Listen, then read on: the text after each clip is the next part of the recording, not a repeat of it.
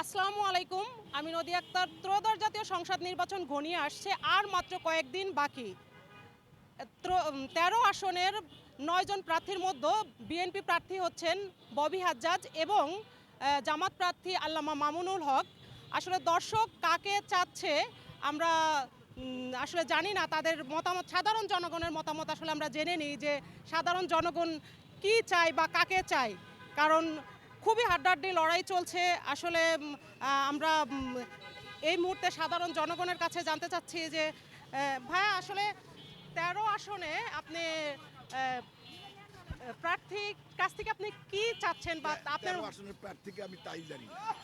আচ্ছা, আসলে সে এই মুহূর্তে কিছু বলতে চাচ্ছে না, তো চলেন আমরা পরবর্তী কোনো প্রার্থীর কাছ থেকে বা ভোটারদের কাছ থেকে জেনে নিই আসলে তারা কি চায়।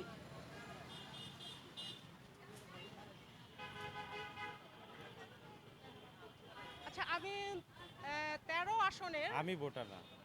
আপনি একটু বলেন, তারপরে ১৩ আসনে আপনি আসলে কি চাচ্ছেন আপনার প্রার্থীর কাছ আমি থেকে? আমি আসলে ভোটার না। মাত্র ২ মাস হয় ঢাকায় আসছি। আমার আচ্ছা, ধারণা নেই। আসলে সে এখানকার ভোটার না, সে এই মুহূর্তে কিছু বলতে চাচ্ছে না। চলেন আমরা পরবর্তী কোনো ভোটারদের কাছ থেকে বা সাধারণ জনতার কাছ থেকে ১৩ আসনের প্রার্থীর বিষয়ে কোনো জেনে নিই।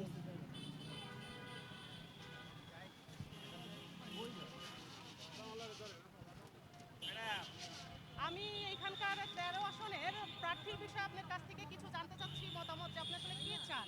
মামা আমাদের তো এটা না ভৈরব কুলিয়ার সর গ্রামে আচ্ছা, তারপর আপনি যেহেতু এখানে ব্যবসা করছেন, আপনার তো কিছু চাওয়া পাওয়া থাকতে পারে, তাই না? আপনি একটু বলেন।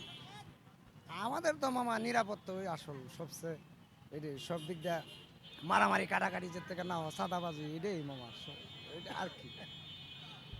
দর্শক, আমরা একজন সাধারণ জনতার কাছে শুনলাম তার মতামত। সে আসলে চাই শৃঙ্খলা, এখানকার যে নিরাপত্তা, সে চাই যে তারা যাতে নিরাপত্তাভাবে ব্যবসা বাণিজ্য চালিয়ে যেতে পারে এবং সাধারণ মানুষ যাতে শান্তিতে চলাফেরা করতে পারে, তারা এটাই চাই। দর্শক, এই মুহূর্তে আমি শেষ করছি।